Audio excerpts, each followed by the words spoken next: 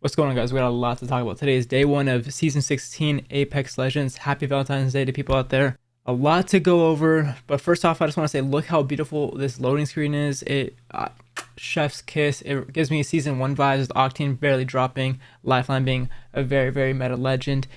Yeah, I love everything about it. This season alone is giving me a lot of season 1 vibes, but with just a lot more characters in the game. And just overall, I'm very excited to actually get my hands wet, get my feet wet, and just really dive into the season. I've already played a couple games, got my feet wet with new Bloodhound, with new Seer, seeing if they were going to be meta or not. Honestly, I think meta is up for grabs, really. If I had to take a guess with who would be meta right now, it would probably be Bangalore, Bloodhound, and maybe a Wraith, Pathfinder, or Valk. Someone with good rotations. But I don't see Seer being meta. I think he got hit pretty hard. We'll go over the changes in a little bit. I have videos from season 15 to season 16 comparing the two. I couldn't get any footage of Mirage from season 15 and even in season 16. Mirage did get a healthy little buff. For all you Mirage mains out there, he finally got some love. Is he meta? I don't think so. I think he doesn't really complement the team too well. Like, if you want someone for rezzing, Lifeline's a better option, Newcastle's a better option, even Gibby's a better option, to be fair. But are they as fun as Mirage? No, they're not. So I still think Mirage will find himself slowly inching his way into the meta, but when it comes to ranked and really trying to grind and go up to the levels, I don't think he's that legend. Now, this is a loading screen. There's a lot of things going on day one. They have an event out right now, which is actually really nice to see. They did this back in the day where they dropped all these things for heirloom shards. I think that's awesome for people who just got into Apex, or maybe they got into Apex in season 6, season 7, and they didn't get a chance to get Wraith Heirloom or Bloodhound or someone early on that they main now and they really like. So I think the fact, instead of paying $500 to guarantee you a heirloom, which, trust me, it reaches close to that $500 because it's EA at the end of the day. The fact that you could get it now and also not only pay the $160 for it, but also get all these skins for it. This is a mid drop in my opinion. There's some good ones out there, but most of them are eh. And a couple of them are reskins, which I thought they weren't going to be doing anymore.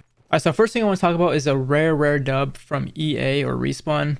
Leakers were saying she was going to be getting a new heirloom, which I didn't make any sense, because why would you have a legend who has 2 heirlooms when there's some that don't have a single one? And then why would you make the people who back in the day you had to pay $500 to get this heirloom make it almost worthless now? It makes sense that they did this. Today they dropped a surprise, new animations, pretty much new everything for this heirloom with Wraith, and I think it's a big dub on their part. They rarely have them, but it's a nice sight to see. There you go. That's one animation. Now let me get into the other animations. So that's the original one, but now there's a voice line to it. A little sweat one. I like how they're making fun of the sweats, because yes, a lot of the Wraith mains are sweats. Not really sure what this is too about. Watson and Wraith, I don't, my favorite ghost. I'm not really sure exactly what this entails, but nonetheless, it's really nice. This one is my favorite in my opinion, just the way that she balances it perfectly. Kind of reminds me of like Thanos, everything's perfectly balanced. And there's the last one.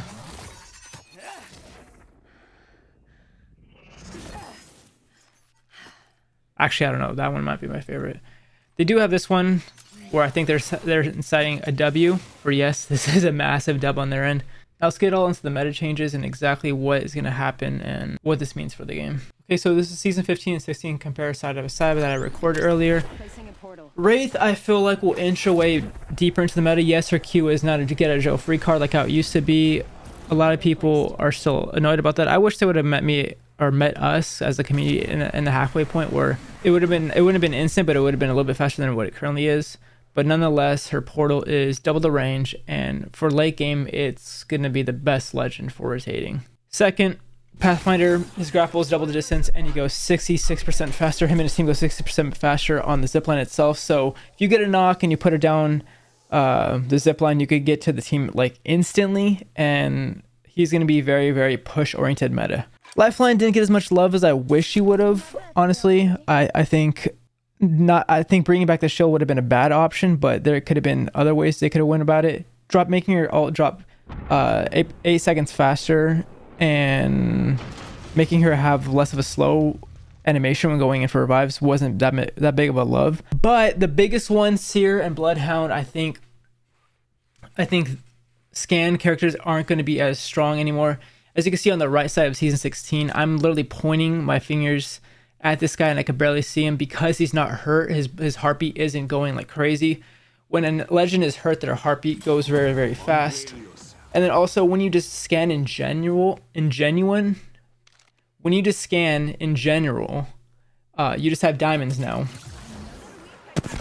So that's a little bit different. You can't see exactly who it is.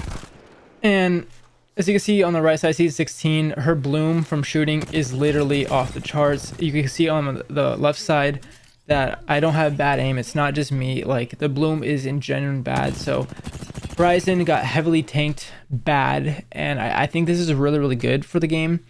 It makes the meta change. It makes things refresh and new, and it's just really good. Horizon was never meant to be a shoot up 30 feet in the air and get a one clip on someone type of character. It was always meant for movement for you and your team. So I think this is refreshing. I think scan characters are slowly dropping out of the meta. If I had to take a guess, like I said, I would go with Valk, Bang, Bloodhound to be meta this season. But with the assault classes being so good, Bang or Mad Maggie have a strong chance. And then you always gonna want that recon character. Seer, in my opinion, is not gonna be that great. Bloodhound is the better option.